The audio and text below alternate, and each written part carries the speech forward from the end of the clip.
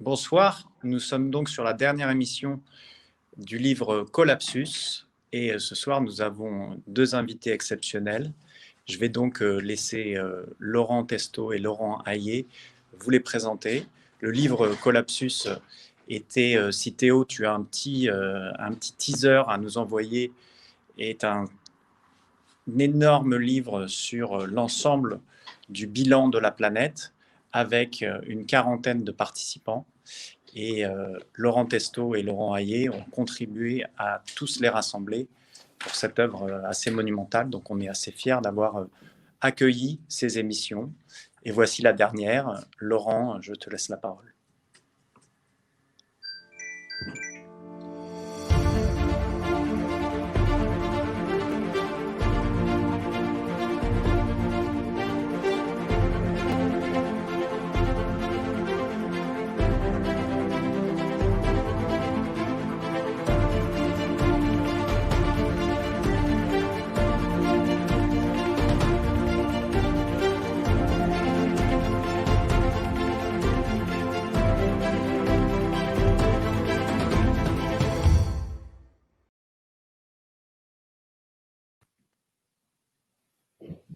Bon, nouvelle année, nouvelle organisation. C'est moi qui vais présenter les invités parce que Dominique et Roland, c'est moi qui les ai contactés et amenés dans le livre. J'en suis très heureux et très fier qu'ils aient répondu positivement. Donc, on a avec nous aujourd'hui Dominique Bourg, philosophe qui a longtemps travaillé sur les questions de développement durable et qui maintenant s'est engagé, on peut dire, au-delà du développement durable. Il nous expliquera ça. Et Roland Gori, psychanalyste, que moi j'avais repéré quand à une époque je me demandais pourquoi nos dirigeants d'une façon générale ne faisaient rien alors qu'ils étaient en charge. Et Roland Gori m'avait apporté une réponse, c'est pour ça que j'ai voulu qu'il apporte cette réponse dans le panel de réponses, sans doute incomplet, à toutes les questions qui se posent quand on lit le livre Collapsus. Je ne sais pas par lequel des deux on va commencer. Peut-être Roland ? Vous voulez? Puisque Dominique a parlé dans le chapitre 1 des limites de l'atteinte aux limites, donc on bouclera peut-être avec ce point, et Roland nous a plutôt apporté son point de vue psychanalytique. Donc, on peut un peu parler de votre article et de son propos. Oui, alors la question de l'effondrement, si vous voulez, je vais d'ailleurs développer plus avant dans d'autres articles ou d'autres ouvrages. Pour moi, l'effondrement se pose pas simplement en termes d'effondrement de la planète, mais d'abord et avant tout peut-être en termes d'effondrement du système symbolique pour penser justement nos actions et pour penser nos catégories de jugement et nos croyances. Donc, le terme d'effondrement, moi, je le prendrais presque dans le sens, si vous voulez, de la cuisine. Effondrer dans la cuisine, c'est effondrer un animal en le vidant de sa substance intérieure. Et je pense que depuis déjà quelques décennies, nous sommes en train d'évider nos catégories de pensée telles qu'elles ont été initiées au moment du démarrage de nos sociétés thermo-industrielles. Donc pour aller vite, nous sommes toujours, si vous voulez, sur de vieilles catégories de pensée, comme par exemple la concurrence, la compétition, l'idée de progrès, l'idée que les sciences, les techniques et l'économie vont produire quasi mécaniquement la sagesse et le bonheur. Donc toutes ces croyances, tous ces concepts qui ont accompagné le fondement des sociétés thermo-industrielles me semblent aujourd'hui obsolètes et nous continuons à être éclairés par les lunes mortes de ces idéologies. Alors, dans l'ouvrage pour lequel vous avez eu la gentillesse de me solliciter, j'essaie de dire justement qu'il ne faut pas s'étonner de voir dans quel état est la planète, puisque elle n'est que la partie émergée de l'iceberg, c'est-à-dire que la catastrophe, elle est d'abord anthropologique, la manière dont nous nous traitons, la manière dont nous traitons les autres, eh bien, se reflète dans la manière dont nous traitons la planète. J'aime beaucoup citer un historien qui s'appelle Jean-Pierre Vernant et qui reprenait d'un philosophe qui s'appelle Ignace Meyerson cette formule « l'esprit est dans les œuvres ». Donc si vous voulez constater aujourd'hui les ruines de notre capacité de penser. Il suffit effectivement de décrire l'état de notre planète qui reflète assez bien justement ce qu'il en est de notre capacité de penser, de dire le monde aujourd'hui. Pour prendre juste un exemple, la réduction par exemple de la biodiversité du vivant, la disparition des insectes, la disparition de différentes espèces, vous savez, elle se reflète au niveau des savoirs. Moi, j'ai longtemps été professeur à l'université en charge de pas mal de responsabilités. Eh bien, je peux vous dire que cette réduction de la biodiversité du vivant, on la constate aujourd'hui dans une réduction de la biodiversité des savoirs et de la capacité à dire le monde et à construire nos actions. Est-ce que, d'après vous, c'est une évolution, une sorte plutôt d'évolution du système qui arrive en bout de course, d'évolution naturelle, ou est-ce qu'il y a un pilotage ou un ensemble de facteurs de pilotage qu'on aurait pu éviter, ou est-ce que civilisationnellement, c'est un petit peu inévitable d'arriver à la fin, l'épuisement, je dirais, des ressources, des paradigmes de cette civilisation, selon vous? Alors, je prendrai les choses un petit peu différemment, si vous le permettez. D'abord, chaque événement est surdéterminé. Donc, il ne peut pas être produit par un seul facteur, que ce soit un facteur économique, un facteur social, un facteur politique, un facteur symbolique. Donc, si vous voulez, il y a une surdétermination qui, à un moment donné, permet la précipitation d'un certain nombre de causes, de facteurs qui produisent, on y reviendra sans doute, mais par exemple le coronavirus, qui produisent un événement. Donc je crois qu'aujourd'hui, ce qui est, si vous voulez, évident, c'est que dans, on va dire, la version la plus radicale du capitalisme néolibéral, nous assistons à une hégémonie culturelle, et c'est ce que j'essaie d'ailleurs de décrire dans l'article de l'ouvrage Collapsus, qui est l'hégémonie culturelle d'une rationalité pratico-formelle. Alors c'est un mot très compliqué, c'est un néologisme que j'ai fabriqué à partir de Max Weber. La rationalité pratique, qu'est-ce que c'est? C'est la pensée des affaires. Combien j'investis, combien ça me rapporte. La rationalité formelle, qu'est-ce que c'est? C'est la pensée du droit. Est-ce que c'est conforme? Eh bien, cette rationalité pratico-formelle, aujourd'hui, elle est exclusive et elle domine notre manière de vivre ensemble, notre manière de vivre avec les autres, avec nous-mêmes et bien évidemment avec la nature.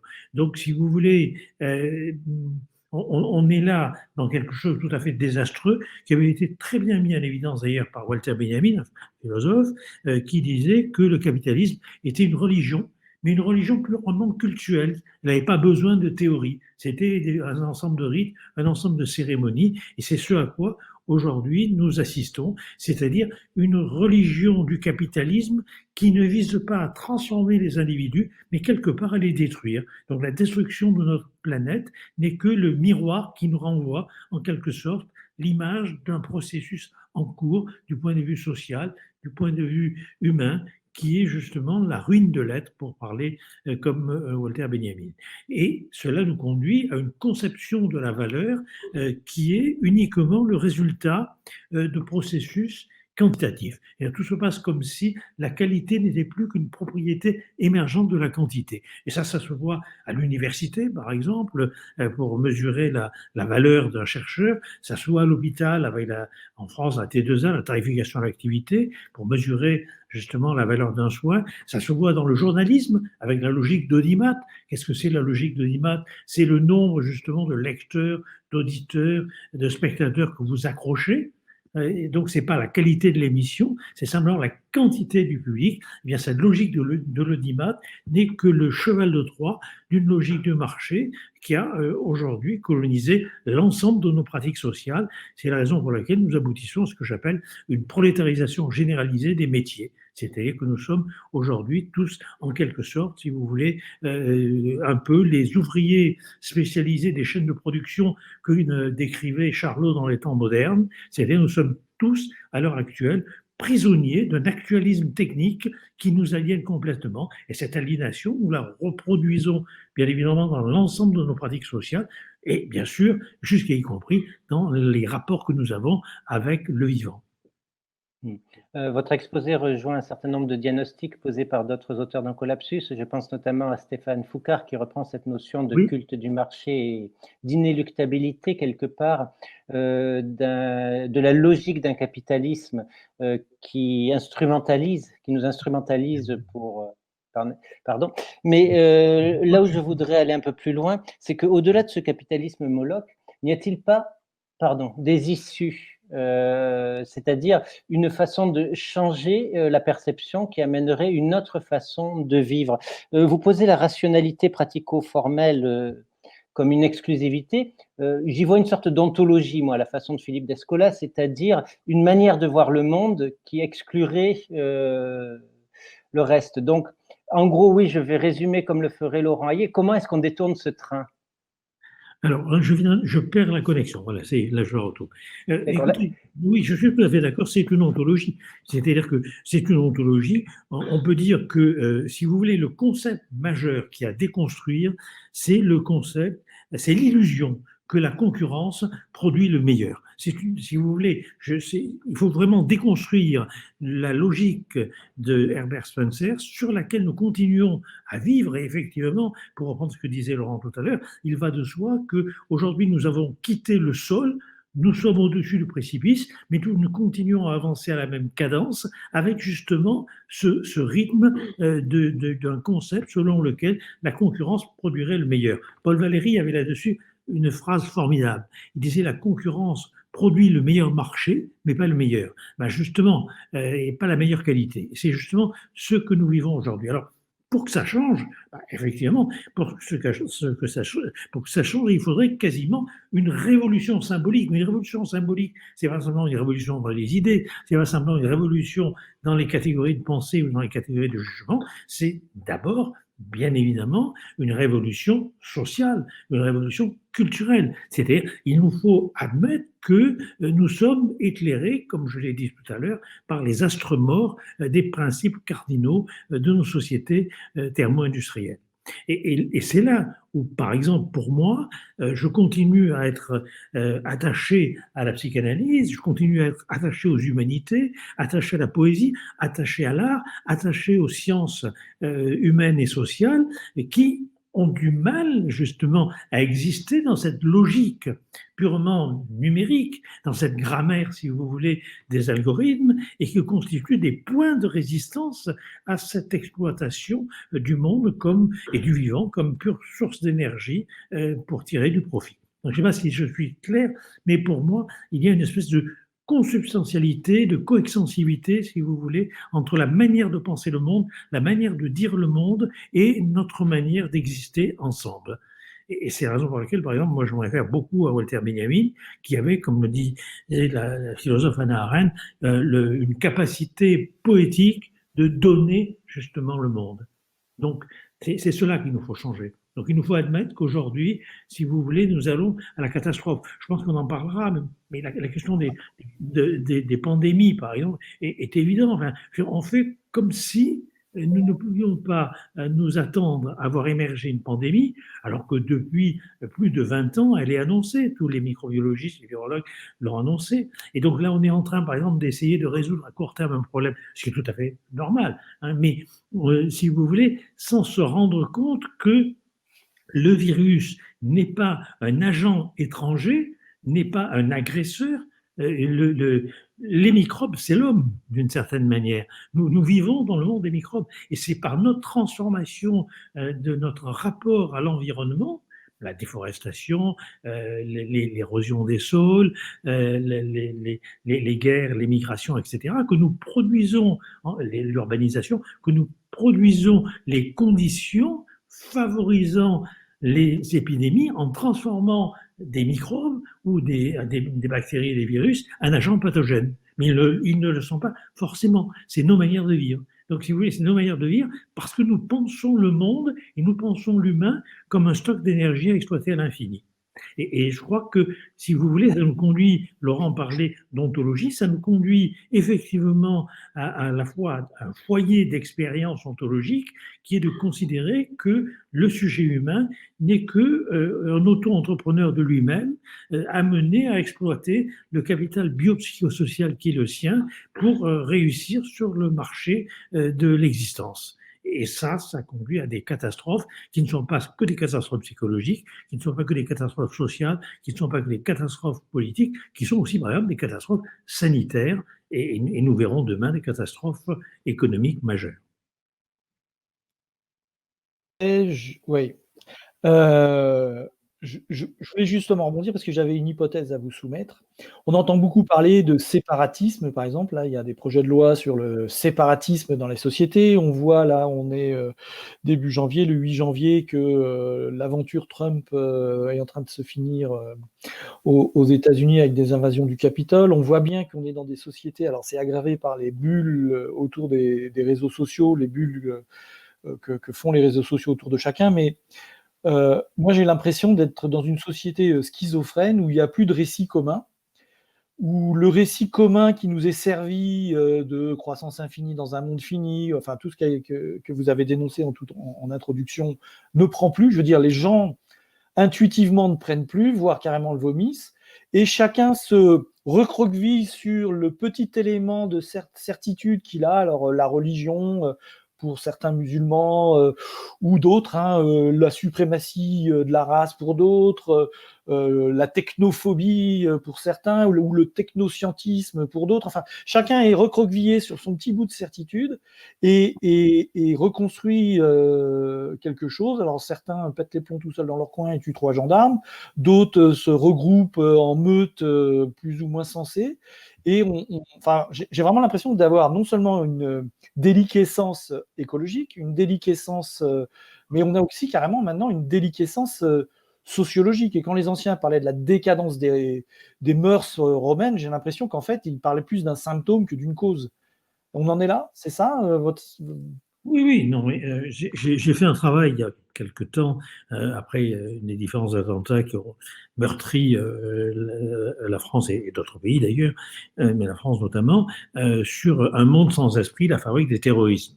C'est-à-dire que c'est effectivement justement la perte, on va dire, de spiritualité, la perte de sacré, et par l'hégémonie, encore une fois, de cette pensée des affaires et de cette pensée du droit, c'est cela qui conduit à ce que des sectes recyclent ce besoin que nous avons de spiritualité, ce besoin de sacré, ce besoin moral dont vous parliez, et à leur profit.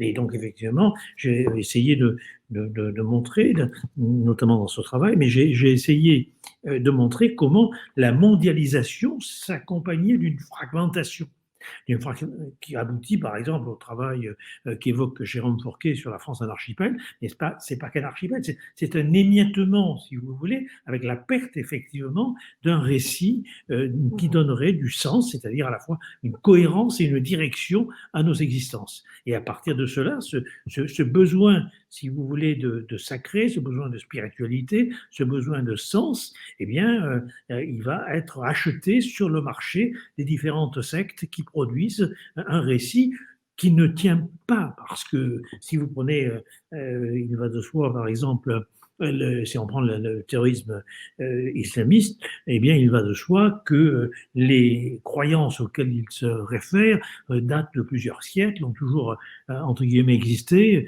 y compris le salafisme, etc., et servent simplement à un moment donné de camisole, on va dire, politico-morale pour contenir le chaos du monde. Et par exemple, la mondialisation a produit cette fragmentation des cultures et cette perte d'un récit national. Alors, le danger, quand on s'intéresse au séparatisme, ça a aussi un aspect performatif. C'est-à-dire que d'une certaine manière, ça vient chosifier, réifier comme une substance ce qu'il en est de ces communautés, alors que le propre de l'identité, pour aller très vite, et là je me réfère à Amin Maalouf par exemple, le propre de l'identité, c'est un réseau d'influences multiples, c'est la diversité.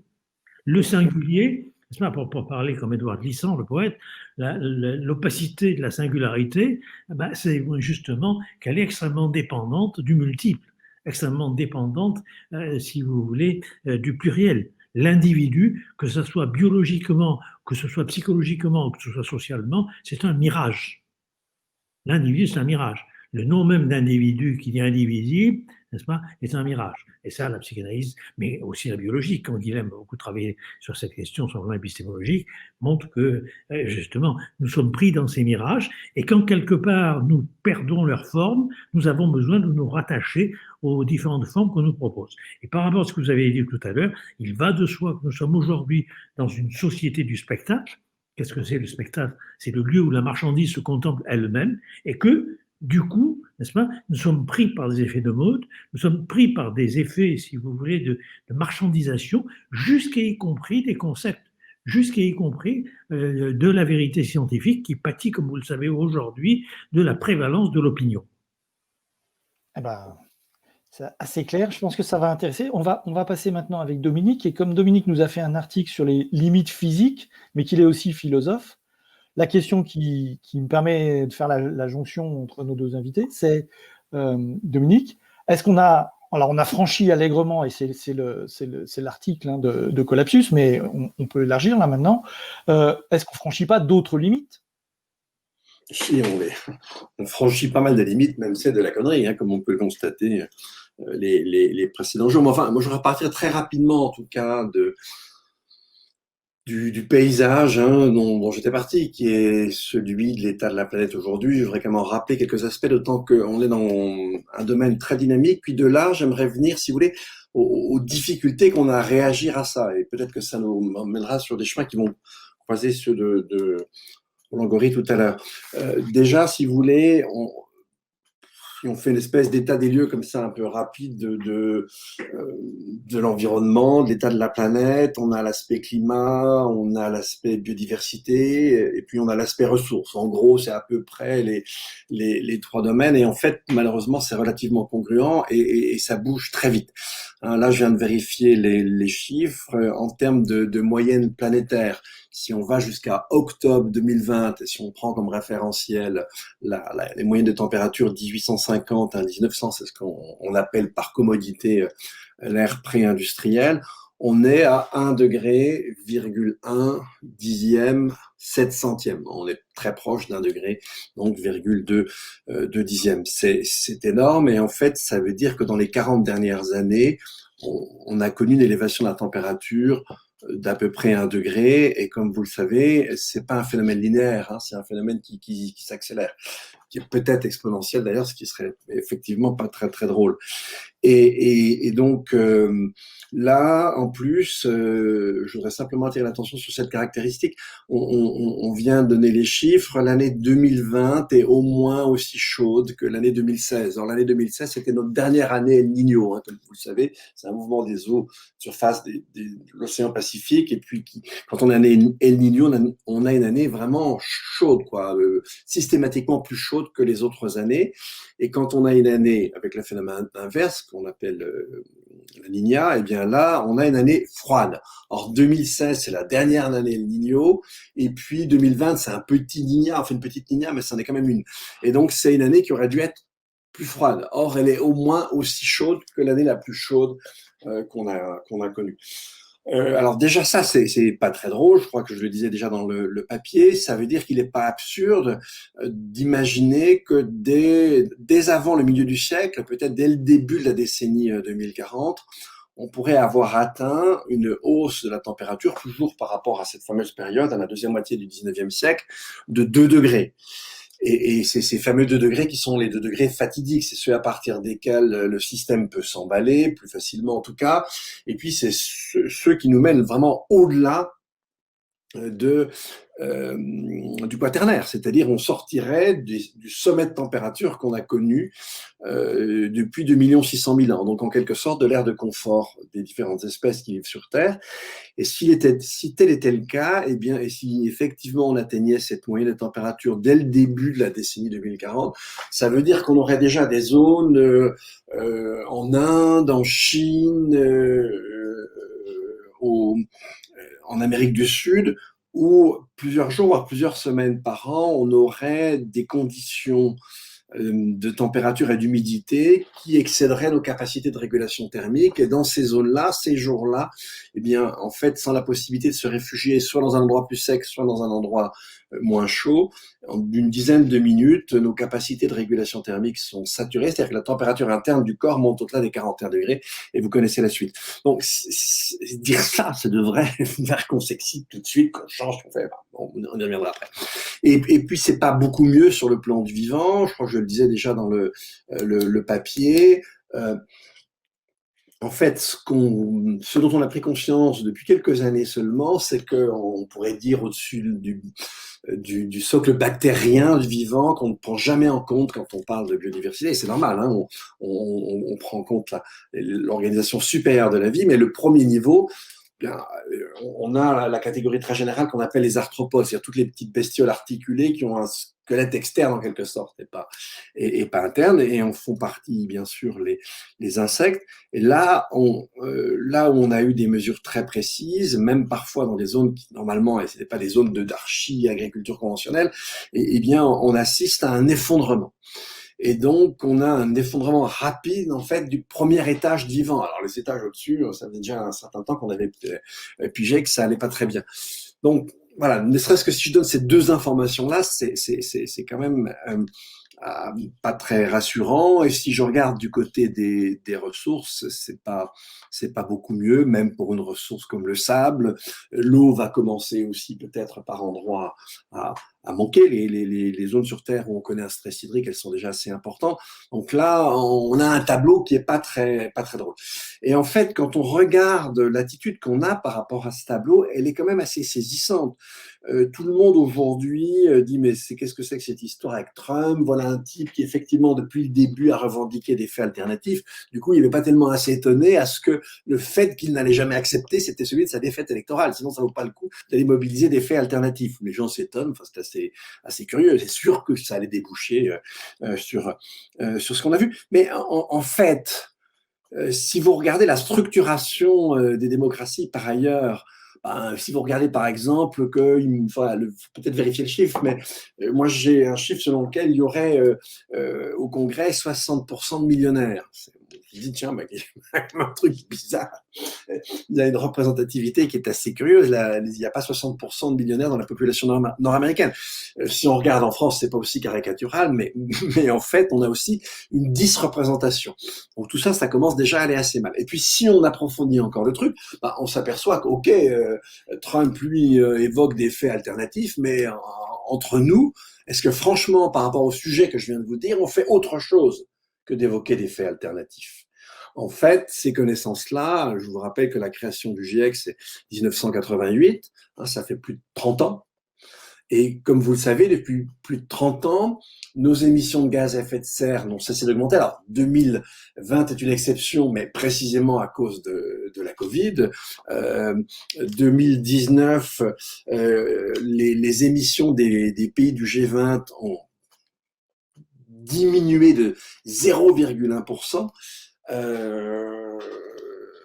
Donc un dixième de pourcent, mais elles avaient continué à augmenter à l'échelle planétaire. Et comme vous le savez, quand on diminue nos émissions, c'est tout simplement parce que on va émettre du carbone ailleurs, parce qu'on importe des biens de pays qui sont pas pris forcément en compte dans la liste que je viens d'indiquer. Et donc en fait, on se conduit comme si la donne climatique, la donne sur la biodiversité, la donne sur les ressources étaient des faits alternatifs.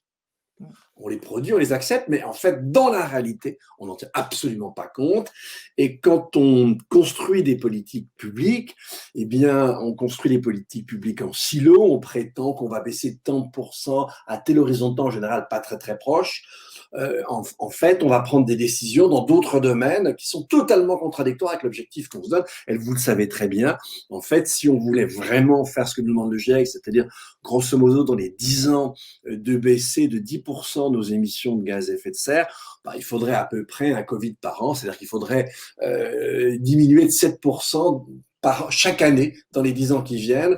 Et ça, évidemment, on ne le ferait de manière structurelle qu'en réduisant de façon massive un certain nombre de consommations. Qui veut ça? Qui l'accepte? Qui en parle? Je vous le demande, personne. Donc voilà, et Roland a raison, de cette façon-là, on voit bien que la crise matérielle qui est la nôtre, et matérielle dans un sens très général, puisque ça inclut le biologique, est aussi une crise de l'information et une crise mentale. En fait, il a raison, les deux vont de concert. Alors, pour moi, c'est une très vieille affaire, ça remonte très très loin, mais effectivement, il y a un moment cardinal, le moment où le marché, en quelque sorte, s'émancipe, où il devient un marché global et où il met les États en concurrence les uns avec les autres, les économies en concurrence les unes avec les autres, et il nous retire tous les grands moyens dont on disposait justement pour gérer les choses, comme on l'a fait en gérant la question de la pauvreté, la question sociale, fin 19e siècle et surtout durant le 20e siècle. Alors voilà un peu la situation dans laquelle on se trouve. Bon, alors, on n'est pas dans les ronces, là. On est, si j'ai bien compris, dans un système physique planétaire déliquescent. On aborde ça avec des paradigmes en fin de course, hein, si j'ai bien compris ce que nous a expliqué Roland. Donc, on n'a pas de plan et on est face à un inédit absolu. Ce qui m'amène en deuxième partie à demander qu'est-ce que les individus, on a des propositions, hein, qui veut réduire sa consommation. Dans le livre, on a par exemple Julien Vidal, hein, qui nous propose de réduire activement et de façon décidée sa propre consommation. On voit les limites de tout ça, mais bon, il y a des pistes d'action. Vous êtes tous les deux des intellectuels, on peut dire, engagés, qui font autre chose que réfléchir des concepts, qui essayent de les mettre en pratique ou de les faire mettre en pratique. Enfin, donc, quelle est votre vision, Dominique, sur ce qu'on peut faire de ce qu'on sait quand on le sait, quoi? Et les gens qui nous regardent, du coup, savent maintenant. Oui, alors ils savent comme nous, mais effectivement, est-ce que nous-mêmes on tire complètement les conséquences de ce qu'on sait? J'ai quelques doutes aussi, hein, c'est toute la difficulté. En plus, réagir purement à une échelle purement individuelle, bon, c'est bien, mieux vaut faire ça que ne rien faire, mais en fait, il y a un certain nombre euh, d'éléments, de paramètres on va pas toucher, et le changement opéré est tellement puissant, tellement profond, qu'on ne le fait pas sans changer vraiment les règles du jeu. Et par définition, individuellement, on change pas les règles du jeu. Donc c'est la difficulté dans laquelle on est. Alors là aussi, on a une certaine forme de paradoxe, parce que dans une société comme la société française, on a quand même énormément de gens qui font des expériences de toutes sortes. Et qui pratiquent des pistes, qui ouvrent des voies, etc. Alors évidemment, tant que ça ne change pas d'échelle, ça va pas changer la donne, on est bien d'accord. Puis en plus, la donne, elle est internationale. Si elle n'était que française, ça serait déjà plus simple. Mais en plus, elle est vraiment internationale. Et je vais revenir 30 secondes sur la situation dans laquelle on s'est mis, parce que après on va essayer de regarder du côté entre guillemets des solutions, mais on s'est mis dans une donne qui est quand même assez étonnante. C'est-à-dire que en fait, ça fait 30 ans qu'on diffère l'action. Et plus on diffère l'action, plus on prétend qu'on aura des solutions miracles. Et vous avez toujours des gens dans les médias sont très friands. Quand vous allez regarder certains sites scientifiques, vous avez vraiment l'impression qu'on est capable de tout et que du jour au lendemain on va tout faire. C'est complètement idiot, parce que au contraire, la lame de fond du XXe siècle, ça a été de mettre en évidence les limites de nos connaissances. Même par rapport au système formel, les mathématiques, la logique, ensuite la physique, la biologie, etc. Et donc, on a une espèce de discours techno-commercial qui est au rebours de la véritable donne scientifique. C'était quand même quelque chose d'assez étonnant. Mais enfin, en tout cas, voilà, on s'est mis dans la situation suivante, c'est-à-dire que, comme on ne fait rien, eh bien, d'année en année, ce qu'il faudrait faire se transfère en une espèce de saut qu'il faudrait sauter, et donc on est de moins en moins capable au fur et à mesure que les années s'accumulent. C'est un peu la situation dans laquelle on est. C'est ça aussi le côté, en quelque sorte, angoissant dans lequel on est. C'est-à-dire que plus ça avance et plus on a une espèce d'intérêt psychologique à se réfugier dans un déni délirant. Et ça nous donne eh bien, ce qu'on a vu ces dernières années. Mais en même temps, à notre décharge, en quelque sorte, hein, c'est que jusqu'à peu, mais c'est plus vrai depuis 2018, jusqu'à peu, cette donne disons, telle que je viens de l'expliquer, elle était relativement abstraite pour les gens. Elle n'était pas tangible, ils ne la voyaient pas. Or, je dirais qu'au moins depuis 2018, et c'est pas un hasard si depuis 2018 le seuil de mobilisation a vraiment changé en termes par exemple de climat, même si ça reste faible, ça n'a plus rien à voir avec ce que c'était avant 2018. Et donc, on voit, et quand on regarde certains sondages, par exemple, si on voit un pays comme la France, c'est assez étonnant, on voit qu'il y a une bascule culturelle.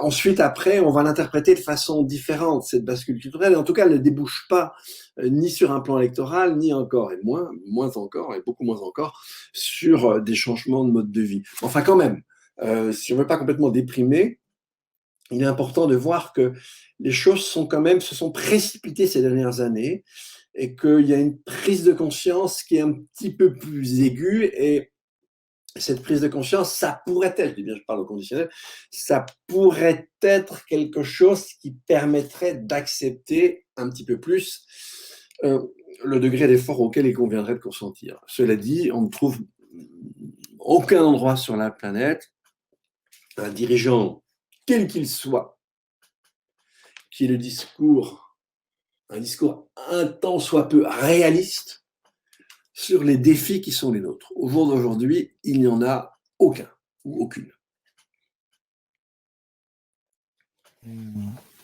On a toujours cette notion de compétition existentielle des groupes les uns face aux autres, et que le premier pays qui leverait le pied ne risquerait-il pas de s'auto-désigner comme celui qui va être dévoré par tout le monde? Alors oui, évidemment, c'est le fameux dilemme du prisonnier de ce côté-là. Mais il y a aussi autre chose qui est assez intéressant. Si on prend le climat, alors c'est pas vrai pour tout, hein, mais si on prend le climat, et c'est ça qui rend aussi les choses difficilement compréhensibles au bout d'un certain temps. Si on prend en compte le climat, l'aspect, entre guillemets, adaptation, évidemment, il n'a de sens que s'il y a quand même une réduction massive des émissions pour atténuer le changement climatique. Hein. Faut pas, quand on parle d'atténuation, c'est le changement climatique. C'est pas l'effort à consentir. Lui, il n'est pas atténué.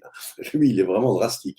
Mais avec un effort drastique, on ne ferait qu'atténuer le changement court, mais au point quand même où il deviendrait quand même moins meurtrier. Et donc, toute la partie adaptation au changement climatique, rares sont les pays qui l'ont fait, mais certains l'ont fait quand même de ce côté-là. Si on regarde, enfin, au moins sur certains aspects, et si on regarde le bilan thermique d'un pays comme la Suède, en termes d'habitat et en termes de chauffage, enfin, je veux dire, la France, elle devrait avoir honte, quoi. Nous, on a partout des passoires thermiques, ils les ont bannis. Et ils sont pas très loin de les avoir bannis. Et donc, alors ça, c'est un aspect. Alors, on est autant sur la réduction que sur l'adaptation. On est quand même sur l'adaptation. Parce que pour autant qu'on a une isolation qui fonctionne autant pour le chaud que pour le froid, on se protège aussi un petit peu. On a en ce moment, on voit en France, on a affaire à un début de dépérissement forestier massif. Est-ce qu'on a des autorités publiques qui réagissent par rapport à ça? Non. Bon, franchement, très très mollement. Si on est aujourd'hui, enfin, il suffit de penser à la température de Paris en juillet 2019. Hein, on a atteint les 42 degrés 6 dixièmes, mais en fait, on a atteint les 43 en banlieue parisienne. Ça aurait dû être l'inverse, mais enfin, peu importe, ça s'est déroulé. Pardon. Ça s'est déroulé de cette façon-là. Eh bien, on peut s'imaginer déjà dans la décennie qui vient, on va avoir de plus en plus chaud, mais la décennie 2040, on aura franchement des températures avec des pics en été qui vont s'étaler avec, franchement, des périodes de plus que quelques jours qui vont s'étaler systématiquement entre 40 et 50 degrés. Entre 40 et 45, c'est pratiquement déjà le cas, mais entre 40 et 50 degrés. On sait très bien que les villes telles qu'elles sont aujourd'hui, elles sont invivables. Et que si on veut vraiment nous y préparer, c'est maintenant qu'il faut, par exemple, végétaliser à tour de bras. Moi, j'aime bien prendre cette image. Hein. Il y a un S à Athènes parce que au 7e siècle avant Jésus-Christ, Athènes, c'était des villages. Et ça s'est réuni en une cité. Nous, enfin, on devrait faire l'inverse en quelque sorte. On devrait faire traverser nos villes de corridors bleus et verts, etc. Bon, on devrait vraiment prendre le taureau par les cornes et puis se mettre disons, à une transformation de notre urbanisme extrêmement importante. Et tout ça, c'est des choses qui procureraient de l'emploi, c'est des choses qu'on ne peut faire que sur un territoire, et les autres ne viendront pas le faire chez vous. Et donc, pourquoi ne fait-on même pas cela? Ça, j'ai pas une réponse, si ce n'est une sorte de connerie en barre, mais je n'ai pas d'autre réponse à ça. Alors c'est ça qui est très étonnant, c'est que même la part des actions qu'on pourrait conduire aujourd'hui et qui entrent pas effectivement dans le dilemme dont on parlait tout à l'heure, on ne les fait pas. On ne les fait pas encore. Ça ne veut pas dire qu'on ne va pas les faire dans la décennie. J'espère qu'on va finir par les faire assez rapidement. Mais voilà, en fait, la situation dans laquelle on est. Et je crois qu'une des raisons pour lesquelles on est dans cette situation-là, c'est qu'en fait, de temps en temps, oui, on voit ça dans son corps, où on a des bouffées d'informations assez négatives. Mais en fait, la quasi-totalité du temps, les gens sont dans une espèce d'ambiance médiatique. Ils pensent que tout est possible. On leur raconte qu'on va aller sur Mars, qui est une connerie totale. Ça n'a absolument rigoureusement aucun sens, etc., etc. Ou qu'on va terraformer Mars. Alors, on n'est même pas capable de maintenir la Terre comme planète vivante. Vous imaginez bien que pour rendre une autre vivante, c'est encore beaucoup plus compliqué. Donc, je pense qu'il y a une espèce de scientisme ambiant, une espèce de technolatrie débile, dont les médias ont une part de responsabilité, qui empêche les gens de regarder ce qui leur tombe vraiment dessus. Alors justement, on va essayer d'approfondir. La vraie question, c'est que si on se dirige de façon manifeste vers une catastrophe à l'horizon des prochaines décennies, est-ce que ceci ne va pas entraîner des prises de conscience? Vous évoquiez que depuis 2018, un début d'amorçage de prise de conscience. De plus en plus également, le capitalisme embraye, de même que le politique, en promouvant de façon très manifeste des projets divers, écolos, etc. Renouvelant par exemple le développement durable également, sous de nouvelles étiquettes. Mais est-ce que cet horizon de la catastrophe finalement ne va pas obliger le politique à prendre des décisions radicales? Donc c'est une question que je vous pose, à laquelle je vais vous demander une réponse en 2 minutes, et ensuite je vais poser la même question à Roland Gori. Là, on a vu que le politique était capable de prendre une décision radicale avec, en mars dernier, en fait, entre le 10 et le 15 mars dernier, à peu près tous les gouvernements européens ont organisé un confinement avec un arrêt dont on pensait qu'il serait momentané, d'un certain nombre de secteurs d'activité, mais évidemment pas tous les secteurs d'activité. Or, pourquoi l'ont-ils fait? Eh bien, parce que, et très tardivement en fait, quand on voit que on n'a même pas fermé les lignes aériennes par rapport à la Chine et que en fait c'est les régions d'Italie qui ont été les régions les plus contaminées, c'était celles qui étaient avec des liens les plus forts avec la Chine par exemple, et qu'on a laissé ça jusqu'au dernier moment. Alors cela dit, eh bien, c'est quand on est arrivé en Italie, et encore, pourtant les Italiens ont souffert tout le mois de février, et il a fallu attendre pratiquement la fin de la première quinzaine de mars pour qu'on bouge, parce que là, effectivement, moi je me souviens, Bergame, c'est une augmentation à un moment donné de 512% de la mortalité, avec des morgues qui étaient saturées, des camions qui transportaient des cercueils dans la ville.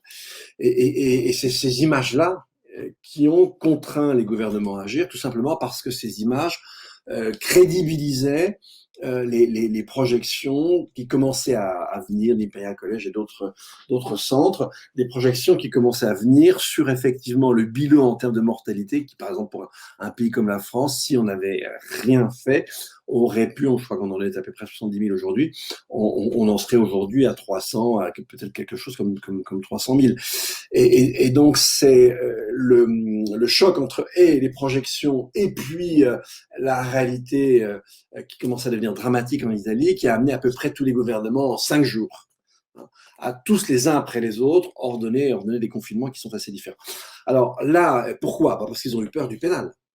Faut appeler un chat, ils ont eu peur du pénal, parce qu'effectivement, en plus, et on le voit encore aujourd'hui, à 15 jours, 3 semaines près, on voit très bien les types de décisions et on voit leurs effets sur la courbe.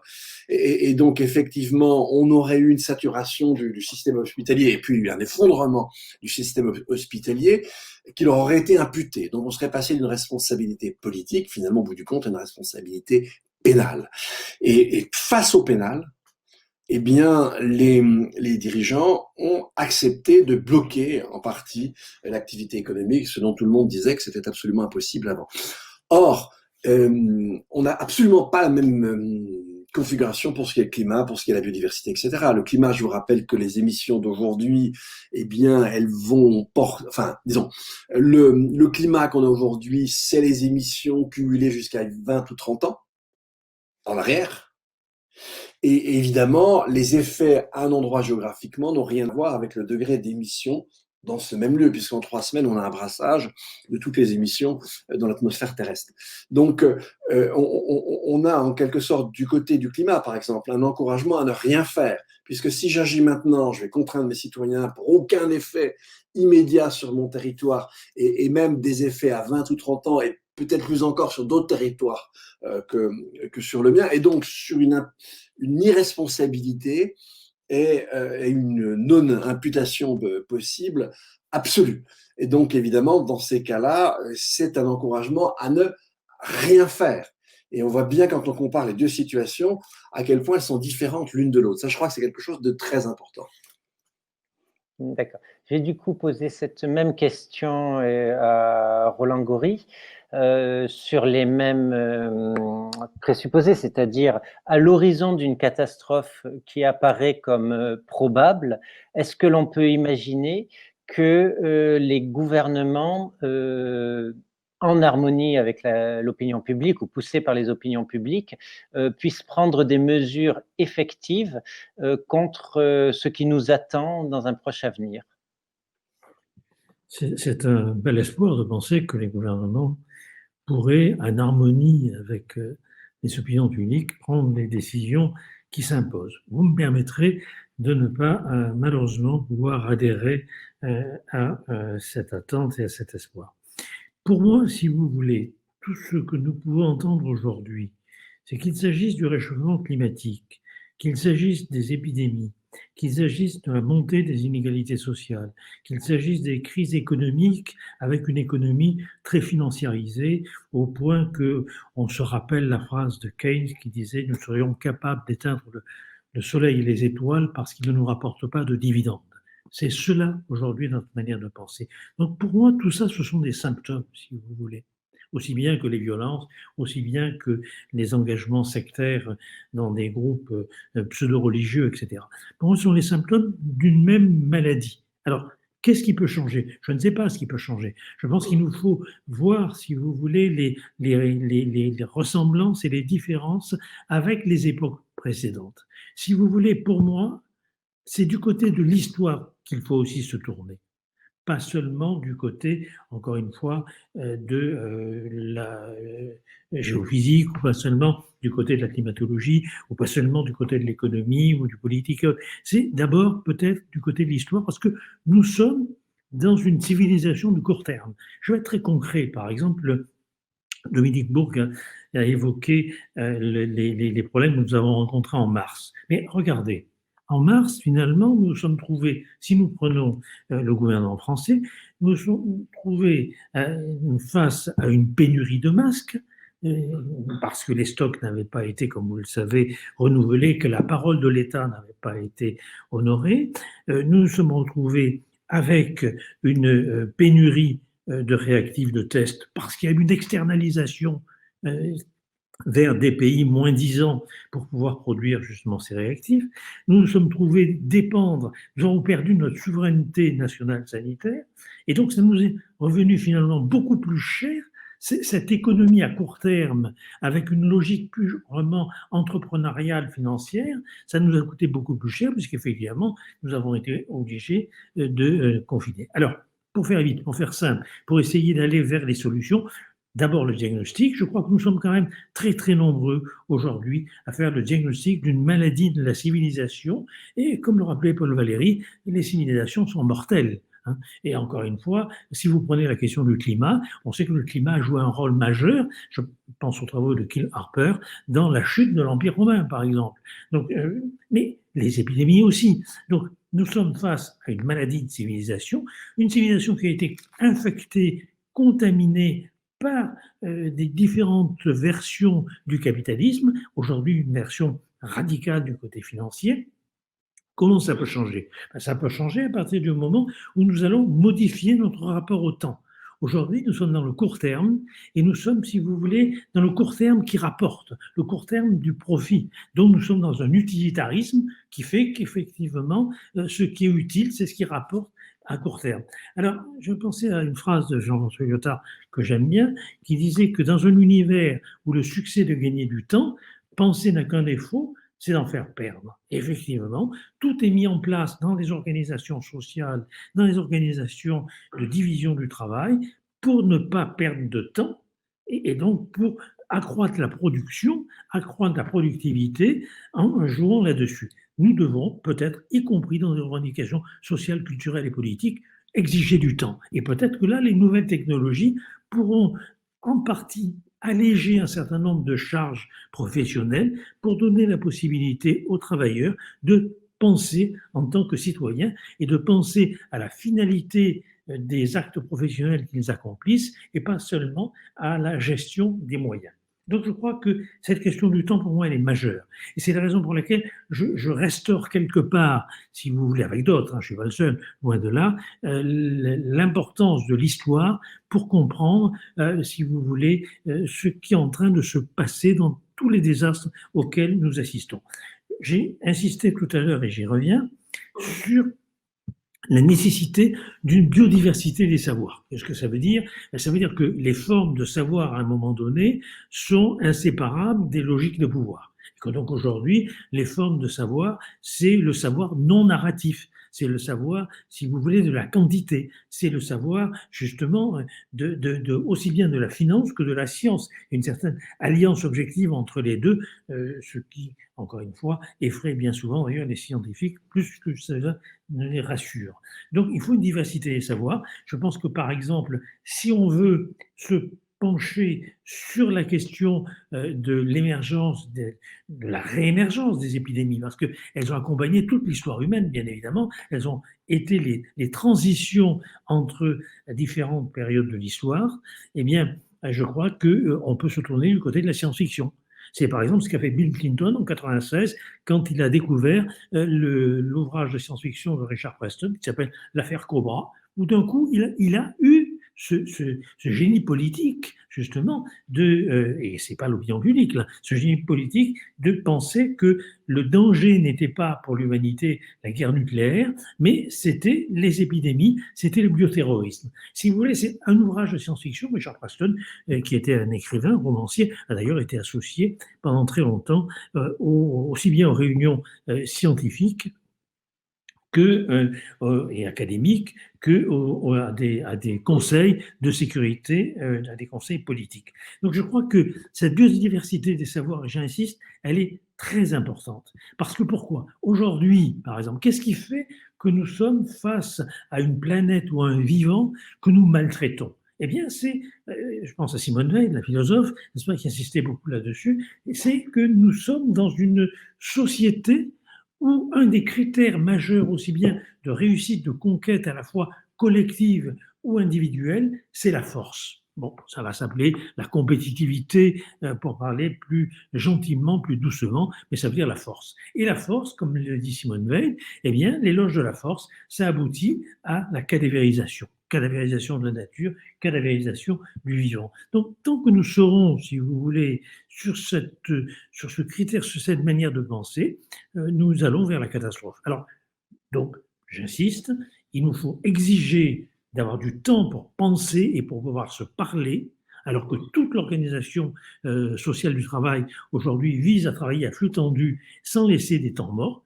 Il faut que nous puissions également avoir la possibilité d'une parole qui ne soit pas simplement une parole à responsabilité limitée au moment où on la prononce. C'est la société du spectacle, la société de la transparence, la société où la science est aujourd'hui traitée comme si elle n'était qu'une opinion, les fameux faits alternatifs dont parlait Dominique Bourg tout à l'heure. Donc, vous voyez, là, il y a un danger majeur. Il nous faut justement du temps, il nous faut une biodiversité des langages, une biodiversité des savoirs.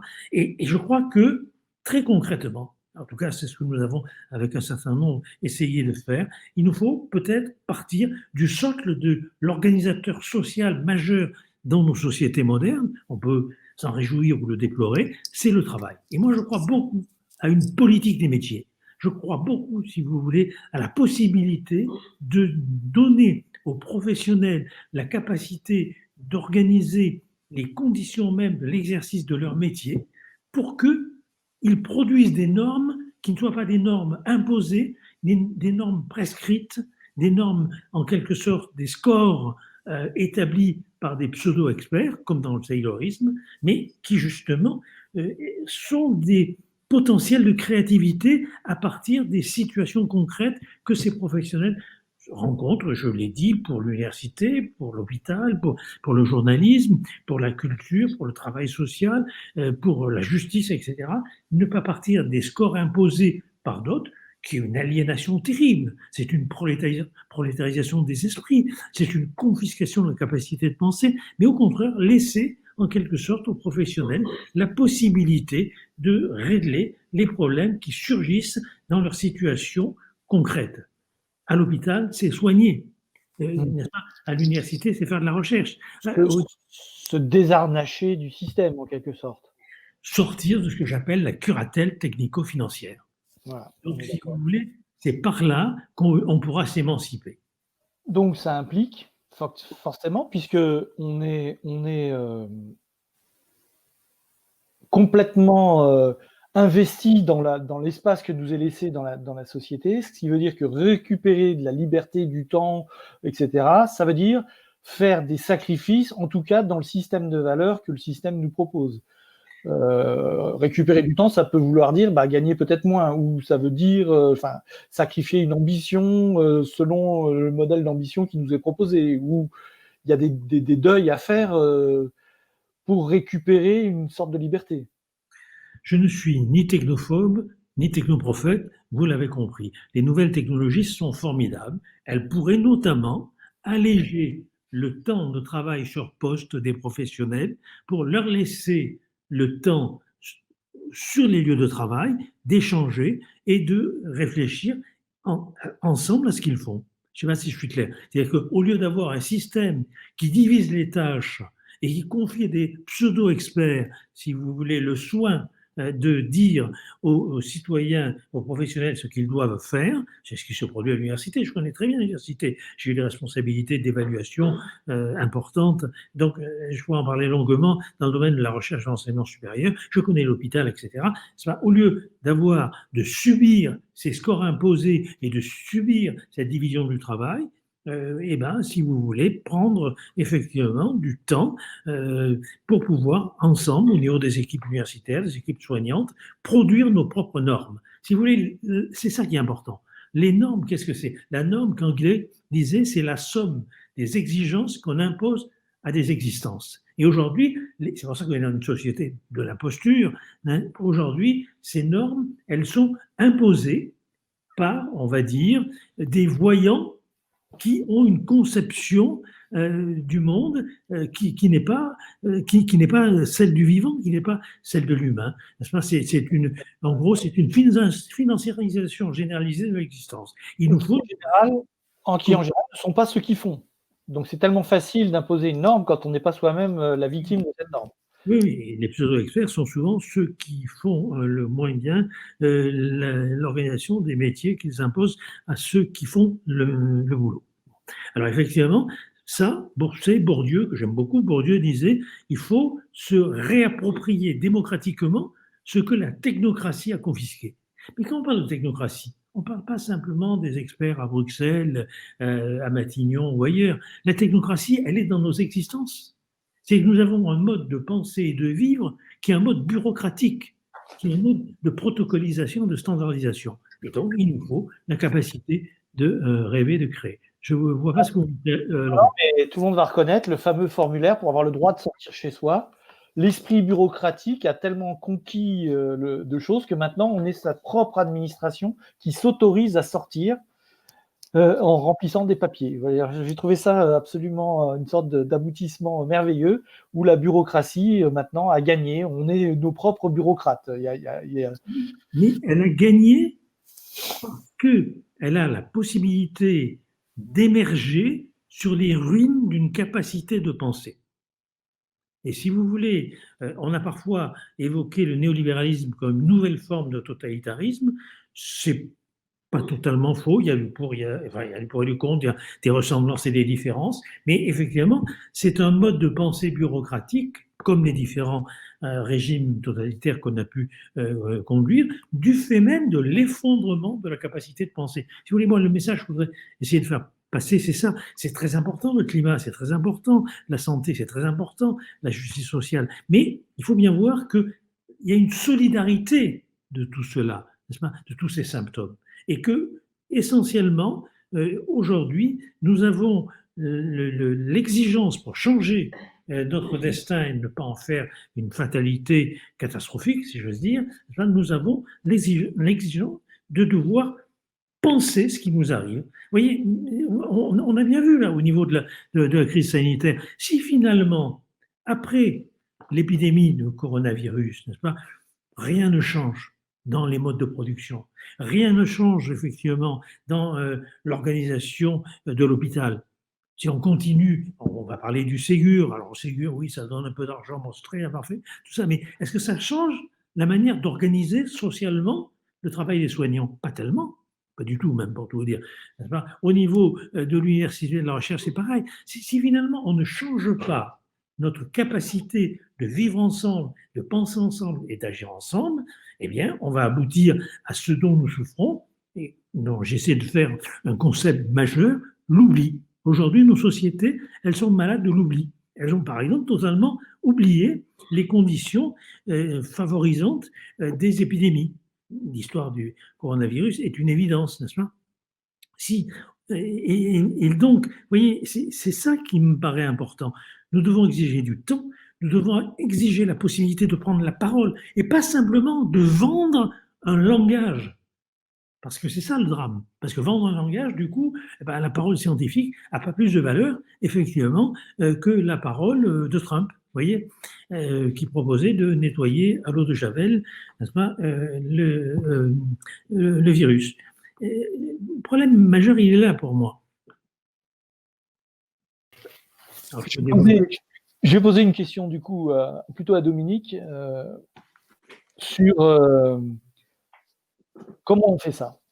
Est-ce qu'il est possible de faire dérailler le train là, dans ces derniers mètres avant qu'on aille dans le précipice, dans le mur, ou je ne sais quelle image, ou qu'on sorte des rails, ou est-ce qu'il faut faire ce qu'a fait le capitalisme de catastrophe, hein, du désastre, comme Naomi Klein en parle dans son livre, par exemple, et avoir un plan prêt, quasiment une civilisation bricolée de secours, de gens comme vous, qui ont pensé et qui essayent de le mettre en œuvre. C'était peut-être d'ailleurs le sens de la liste urgence écologie aux européennes que vous aviez lancée en 2019.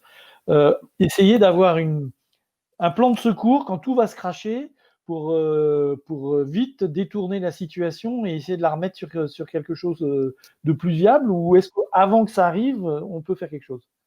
Je voudrais revenir, c'est une manière de répondre à la question, Laurent. Je voudrais revenir un petit peu aux deux forces contraires par rapport à ce qu'on est en train de vivre aujourd'hui. La première, c'est l'objet d'un livre là, qui paraîtra dans quelques mois, mais c'est plus complexe, c'est sur la question de paradigme. On est vraiment, par certains côtés, il y a déjà des éléments qui nous montrent qu'on est en train de sortir de la modernité. Alors, ça arrive très tard, je suis d'accord, mais je vais prendre un niveau un petit peu moins éloigné pour mieux me faire comprendre. Et là, je renvoie un petit peu au livre que j'ai publié qui s'appelle le marché contre l'humanité. En fait, ce qui nous a vraiment en quelque sorte suraccéléré dans la catastrophe, c'est ce qu'on appelle la globalisation. Parce que ça a mis de côté les États. Et c'était ce qui leur a été demandé, qu'ils deviennent eux-mêmes des agents économiques, c'est-à-dire qu'ils quittent la logique qui était la leur. Ils n'avaient pas une logique purement économique, ils étaient les garants de la diversité des normes au sein d'une société.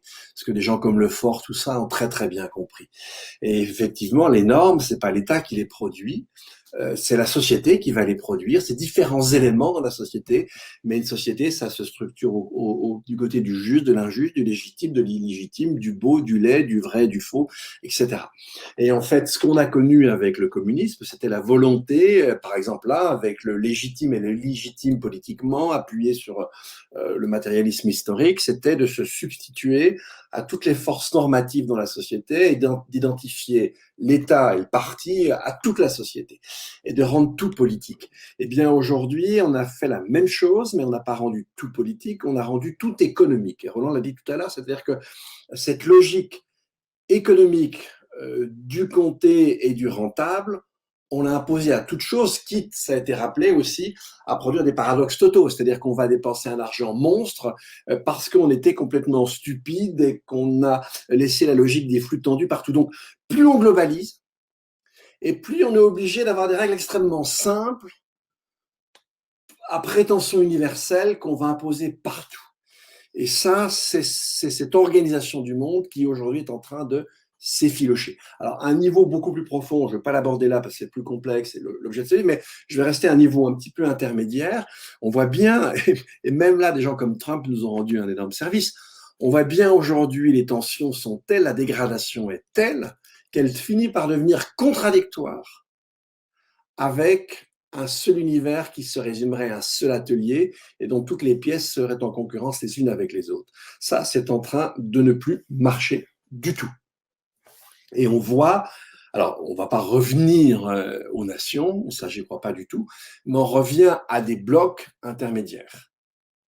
On a le bloc Amérique du Sud, Amérique du Nord, l'Asie, l'Europe, etc. Bon, je ne vais pas rentrer dans les détails, mais on voit bien qu'on est obligé de revenir à une organisation plus diversifiée et à des niveaux d'organisation où une certaine forme d'échelle géographique va reprendre de l'importance. Et là, c'est pas sans lien non plus avec certaines appétences identitaires. Ça, il me semble que c'est une force contraire très forte qui va nous amener à reconstruire des espaces de régulation qui vont devenir plus forts, alors que la tendance en cours dès les années 70, mais en fait, elle ne devient vraiment importante que après un bon bout de temps de prise de pouvoir de Thatcher et de Reagan.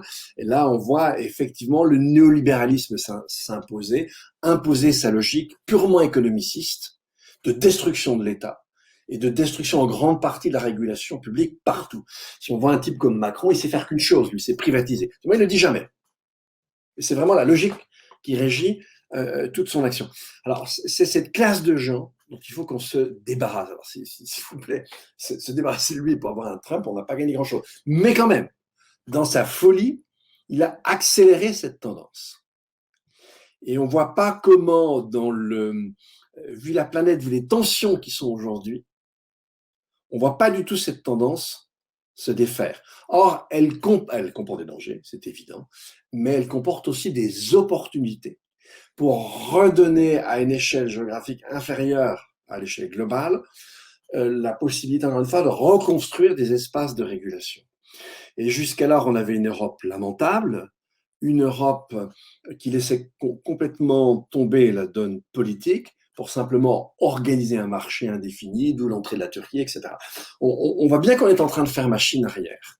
Et on est en train, alors très lentement, de revenir vers une logique de puissance, alors pas au mauvais sens du terme, c'est-à-dire une logique de re-régulation interne et de défense d'un certain nombre d'intérêts internes. Et ça, c'est pas du tout quelque chose qui va nous empêcher de résoudre la donne climatique. C'est au contraire le seul moyen de le faire, parce qu'il faut, pour pouvoir le faire, qu'on redispose d'un espace de régulation et qu'on l'en dispose à une certaine échelle. Donc, moi, ça, c'est un des aspects qui me rend optimiste de façon extrêmement raisonnée. En plus, on a des instruments qui seraient disponibles pour contrer très fortement la logique économique à l'œuvre. Dans Retour sur Terre, vous avez passé l'image tout à l'heure, le petit ouvrage qu'on a publié, l'ouvrage collectif qu'on a publié à plusieurs, on a une mesure phare qui est celle des quotas. On voit bien que si on joue sur les prix, et tout le monde parle de taxe carbone, etc., jouer sur les prix dans un pays comme la France, où on a une dégringolade du bas des classes moyennes, on a 7 millions au moins de précaires énergétiques, c'est-à-dire de gens qui dépensent plus de 10% pour produire leur eau chaude et se chauffer. Et qui en général se sont retrouvés assez loin des grands centres urbains où se concentre le travail. D'un côté, ils vivent dans des passoires thermiques parce que ça coûte moins cher, et de l'autre, ils sont contraints avec de vieilles guimbardes d'aller au travail sans transport en commun à disposition. Dans cette structuration d'un pays comme la France, la taxe carbone n'a absolument aucun sens. Elle ne va porter que sur les plus pauvres, elle va impacter les plus pauvres, alors que, comme vous le savez, ce sont les plus riches qui ont l'impact le plus fort sur la destruction de l'habitabilité de la planète. Je vous donne cette statistique d'Oxfam, qui est d'ailleurs un petit peu arrondi, mais les 10% les plus riches sur la planète émettent 50% des gaz à effet de serre. Bon, c'est à peine moins d'un côté, à peine moins de l'autre, mais enfin, en gros, en arrondissant, alors que les 50% les plus pauvres n'émettent que 10% des émissions. Donc, si vous tapez effectivement sur les 50% les plus pauvres, ça n'ira pas très loin. Et une taxe carbone, c'est effectivement le quasi le seul effet que ça. Non, nous, ce qu'on propose, c'est des quotas. C'est pas très sympathique comme il est, je vous dis tout de suite. C'est des quotas, c'est-à-dire des mesures, des plafonds quantitatifs pour tous les biens, calés sur un mix entre leur empreinte carbone et leur empreinte écologique, enfin l'une en d'ailleurs incluant l'autre, on sait très bien calculer ça. En Suisse, l'OFEV sait très bien faire ça. Et quand vous achetez un bien, bien là aujourd'hui, vous n'avez aucune idée de la destructivité du bien que vous achetez. Là, vous auriez deux indicateurs. Vous auriez un indicateur prix, au sens classique, et vous auriez un deuxième indicateur qui mesurerait l'impact en termes de destructivité de la planète, du bien ou du service que vous allez acquérir. Alors évidemment, il y a certains biens, on pourra avoir un quota à l'année, il y a certains biens, l'immobilier, l'automobile, l'aviation, tant que ça existe encore, où là, effectivement, les quotas se mesuraient plutôt sur la vie. Et surtout l'idée, évidemment, qui n'enchante pas grand monde, mais l'idée, c'est que, si vous voulez, ces quotas écologiques, en quelque sorte, soient plafonnés de manière égale pour tous. D'accord. Et donc, bien sûr, ça serait un driver énorme, à la fois pour changer les comportements, pour relocaliser les économies. Et effectivement, si vous faites ça dans votre territoire, bien évidemment, vous pouvez imposer, alors là, pour le coup, des taxes à l'importation de tous les biens qui sont sales sur un plan carboné. Et effectivement, un exemple que j'aime bien donner, imaginez que vous achetiez des tomates produites sous serre à plusieurs centaines de kilomètres. En fait, sur un plan pécuniaire, elles vont vous coûter très peu. En revanche, si vous achetez des tomates d'agroécologie, de permaculture et produites localement, là, comme en fait le travail de restauration des sols, de la faune, etc., là, vous le payez. Donc, pécuniairement, ces tomates vont être beaucoup plus chères. Mais en termes, par exemple, de quotas, elles risquent même d'avoir un prix négatif. C'est-à-dire que leur importance en termes de restauration de la faune, des sols, etc., est telle que ça peut compenser le petit coût carbone que vous aurez, et ces tomates pourraient peut-être même vous apporter des quotas. Vous imaginez bien qu'avec ce genre d'instrument, vous avez un instrument extrêmement puissant pour en une dizaine d'années refaçonner. Vous l'avez sur une base égalitaire. Tout ne renvoie pas à ce genre de choses. Il y a une partie de la fortune des uns et des autres qui ne rentrera pas là-dedans. Mais en tout cas, vous auriez là un moyen de transformer la structure productive et les modes de vie sur une dizaine d'années, qui est extrêmement puissant. Donc, si on le voulait bien, on aurait un certain nombre d'instruments pour nous permettre de changer en une dizaine d'années l'impact immédiatement destructeur qui est le nôtre. D'accord. Alors, en place, il faut déjà se débarrasser du truc qui est plus cramponné sur nous au niveau intime, au niveau de la société, au niveau politique, qui est toute cette politique néolibérale que Roland a parfaitement décrit, et à quel point l'emprise est profonde et délétère. Il faut se débarrasser de ça, il faut bien choisir son vote, il faut faire ses choix d'achat, son employeur, son voisin, ses fréquentations, ses lectures, enfin bon, on peut être militant dans la vie de tous les jours, quoi, à chaque instant. Oui, cela dit quand même, ce qu'on appelle, enfin ce que je viens de décrire comme étant le néolibéralisme, on voit bien que dans la société aujourd'hui, il y a quand même une forme de délégitimation qui est extrêmement forte. C'est clair. Dans cette approche, on a simplement des élites qui y tiennent, mais manque de bol, ce sont elles qui sont au pouvoir. Le zombie, ouais, s'agite encore, hein, quand même. Hein. Voilà. Ah, la bête bouge et elle ne manque pas de Ouais, ressources. BD des fois, donc bon. À vous entendre, Dominique et Roland, on a le sentiment effectivement que vous êtes complémentaires sur l'analyse et éventuellement la construction d'une... on ne va pas parler de solution, parce que je pense qu'à cette échelle-là, on n'est pas dans la solution, mais d'une capacité à mieux vivre un futur qui pourrait se révéler très angoissant. Je voudrais conclure par 5 questions que je vais adresser à chacun d'entre vous. Je vais commencer par Roland, avec des réponses brèves. Donc, quel est votre prochain livre? Écoutez, je ne sais pas, je suis à l'heure actuelle un peu sous l'effet encore du dernier qui est paru en juin, sur l'effondrement aussi, et la défaite de nos croyances. Et là, c'est un clin d'œil à Marc Bloch, l'historien. Ceci pour faire le lien par rapport à ce qui vient d'être dit aussi, à savoir que c'est quand même après la Deuxième Guerre mondiale qu'il y a une déclaration du Bureau international du travail disant que si on ne voulait plus de cette boucherie, eh bien, il fallait investir dans l'éducation, la santé, la justice, la culture. Or, le néolibéralisme a transformé ces investissements qui sont des fers de lance du futur en dettes publiques à réduire. Donc la catastrophe est là. Mais il a fallu une catastrophe. Je me demande dans quelle mesure aujourd'hui, si vous voulez, nous n'assisterons pas, mais je ne suis pas prophète, je vous l'ai dit, et je ne veux pas faire de paris sur l'avenir, à quelque chose de cet ordre, effectivement, peut-être aller jusqu'à un point de souffrance collective et sociale telle, c'est pas forcément une guerre, hein, bien évidemment, ça peut être, encore une fois, une maladie, des inégalités insupportables et autres, mais, et donc, à partir de là, revenir à ces fondamentaux, parce que là aussi, c'est à la fin du 19e siècle, il n'y a pas que Herbert Spencer, il y a aussi les solidaristes, il y a aussi Léon Bourgeois, il y a aussi tous ceux qui parient, si vous voulez, sur l'entraide. Donc, voilà, mon prochain livre, actuellement, c'est un travail que je fais avec un ami marocain de correspondance sur la situation actuelle, donc au fil de l'actualité. Et vous avez déjà partiellement répondu à la question suivante, qui est votre pire inquiétude? Ma pire inquiétude, il y a une myriade d'inquiétudes. Vous savez, je pense que même ceux qui s'opposent à un moment donné à une civilisation le font sans le vouloir en assimilant des valeurs de cette civilisation. Donc moi aussi, je suis archipélisé dans ma pensée, donc j'ai plusieurs inquiétudes. J'en ai une qui est du côté de la santé, parce que je pense que nous allons peut-être vivre une époque des épidémies, dont le coronavirus n'est que quelque part l'avant-garde.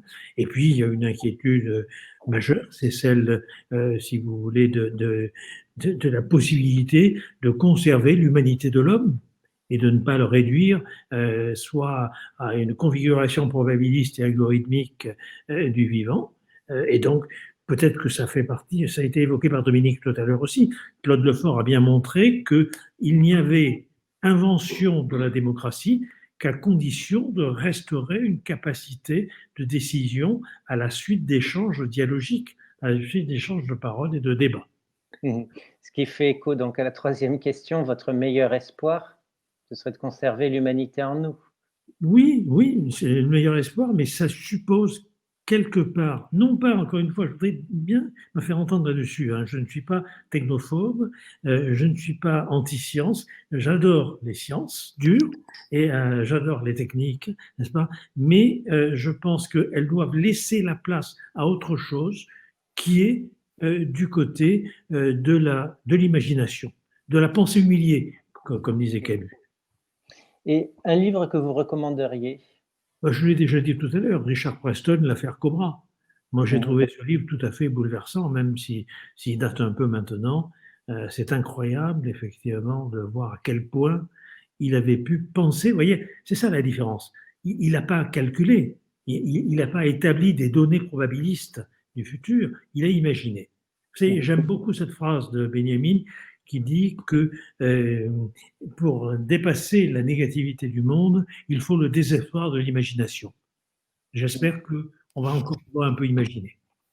Je crains que malheureusement nous soyons entrés en dystopie depuis quelques mois, mais l'avenir le dira si elle est durable. Et un film que vous recommanderiez? Ken Loach, le dernier. Toute son œuvre? Parce que là, il y en a pour des heures de visionnage. Le dernier, Sorry, Miss You.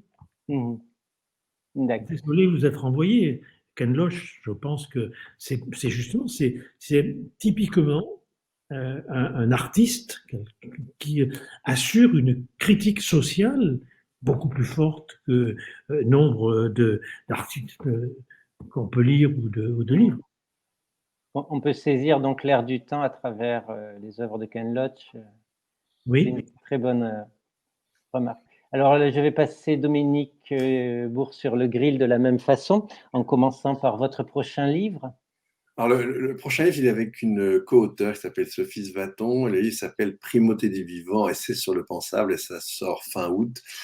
C'est ce dont je parlais tout à l'heure, mais je voulais pas en parler parce que c'est long, il faut déployer beaucoup de choses pour que ça commence à prendre sens. Mais en tout cas, c'est un livre qui nous montre comment aujourd'hui on est un peu en face d'un glissement de plaque tectonique. On a la plaque moderne qui s'impose encore, mais il y en a une autre en dessous qui est en train de glisser, qui est en train d'apparaître.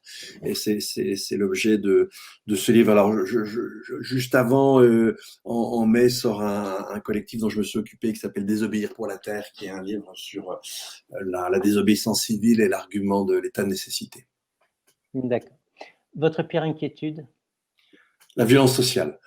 Évidemment, tout est fait pour qu'elle explose, puisqu'on connaît aujourd'hui un degré d'injustice qui est quand même énorme, mais c'est le piège total. Si vous voulez, la violence sociale et toute l'histoire du XXe nous l'a montré, c'est un dispositif darwinien de sélection du méchant, du plus méchant et du plus con.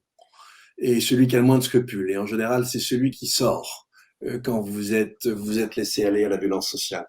Et on est dans une période qui est très propice à ça, et ça m'inquiète beaucoup. Parce que si tel devait être le cas, on y perdrait beaucoup. Et d'une certaine manière, les Trump, les Prom, les Poutine sont avec un degré de violence inférieur, mais sont déjà des espèces de prodromes de ça, et c'est pas très rassurant. Votre meilleur espoir? Eh bien, mon meilleur espoir, je vais vous le donner en même temps que je vais vous donner mon film, le film que je revendique et que je conseille. Alors, il est moins sophistiqué sur le plan du cinéma. Je me souviens même plus du tout d'ailleurs du metteur en scène. C'est pas du Ken Loach, hein. Mais c'était le film qui a été diffusé il y a 3 ans, je crois, sur Churchill. Pourquoi? Parce que, vous en souvenez, le film est focalisé sur les quelques jours qui suivent sa prise de pouvoir et sur l'envoi de tout un tas de petits bateaux, de particuliers, pour aller récupérer les militaires britanniques qui sont dans la poche de Dunkerque. Et en fait, pourquoi ce film m'intéresse, et cet épisode de l'histoire m'intéresse? Parce que la situation est totalement désespérée. Et vous avez des gens comme Halifax, etc., qui sont prêts, les élites anglaises sont prêts à pactiser avec Hitler. Aucun problème. Et Churchill arrive à faire l'impossible. Tous les indicateurs objectifs sont contre lui, et par la mobilisation de ces petits bateaux, et pour moi ces bateaux, c'est les initiatives qui existent en France un peu partout. En les mobilisant, il arrive, oui c'est celui-là, les heures sombres, il arrive à surmonter l'horreur. Alors évidemment après, en promettant des larmes et du sang, ça c'est effectivement, ça n'a pas manqué dans les années qui ont suivi. Franchement, c'est à peu près ce qui nous attend aussi.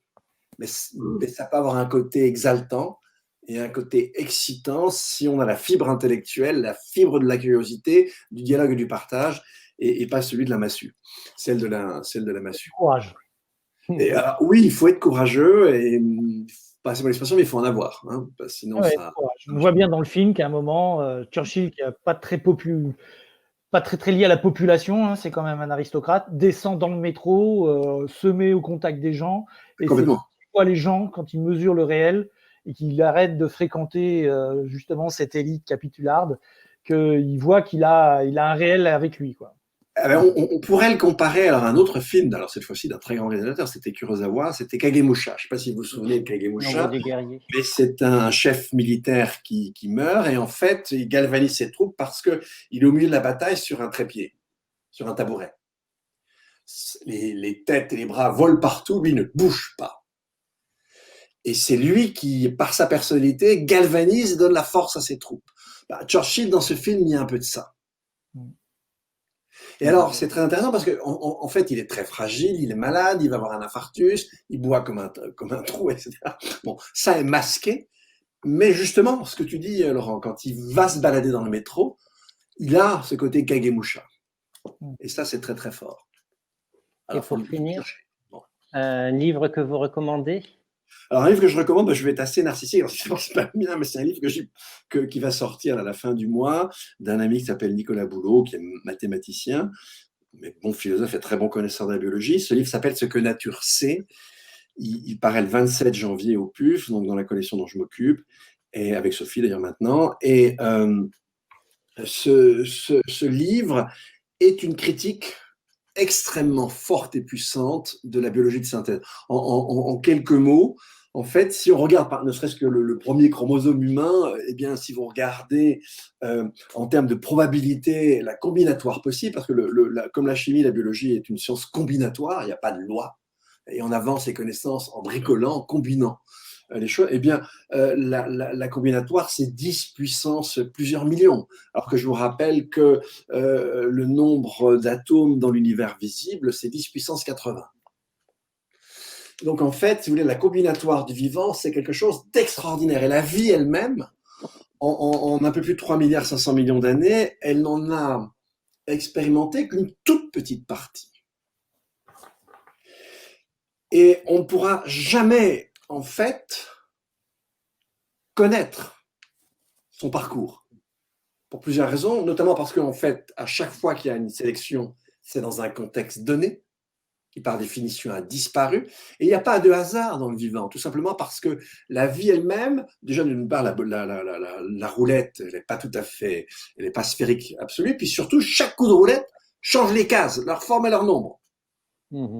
Et donc, en fait, la vie, par accumulation, a accumulé une forme de savoir. Il y a un sens du vivant, il y a des molécules qui ça marche pas, on ne sait pas pourquoi. Et on a la prétention de s'en éloigner.